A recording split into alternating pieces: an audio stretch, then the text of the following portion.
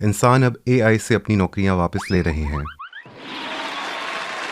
کچھ کمپنیاں ان ملازمین کو واپس لا رہی ہیں جن کی جگہ وہ اے آئی کو لانے کی کوشش کر چکی تھیں۔ اطلاعات کے مطابق گاڑیوں کی کمپنی فورڈ نے ان انجینئرز کو واپس بلا لیا جن کی مہارت اور تجربے کا مقابلہ کرنے میں اے آئی ناکام رہی۔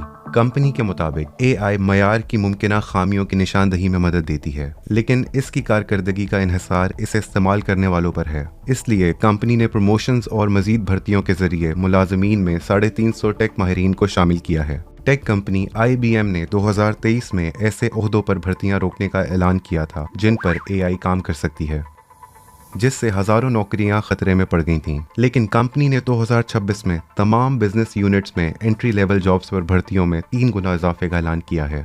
کمپنی کے مطابق اے آئی انسانوں کی تخلیقی اور تنقیدی صلاحیتوں اور بات چیت کے ہنر کا مقابلہ نہیں کر سکتی۔ کمپنیوں کو لگتا ہے کہ وہ کچھ کام خود کار بنا سکتی ہیں، لیکن ملازمین کو فارغ کرنے سے دیگر مسائل جنم لیں گے کیونکہ انسان اور بہت سے کام کرتے ہیں۔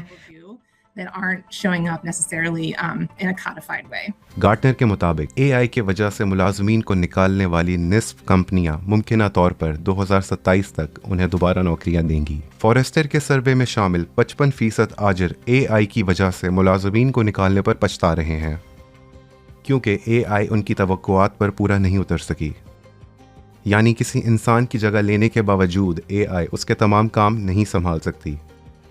تاہم اے آئی جہاں ملازمتوں کو خطرے میں ڈال سکتی ہے، وہیں روزگار کے نئے مواقع بھی پیدا کر سکتی ہے۔ میں اداروں کو مشورہ دوں گی کہ وہ ان ٹیکنالوجیز کو تجرباتی طور پر استعمال کریں اور دیکھیں کہ یہ کہاں مؤثر ثابت ہو سکتی ہیں اور کیسے ملازمین کی پیداواری صلاحیت بہتر بنانے میں مدد دے سکتی ہیں۔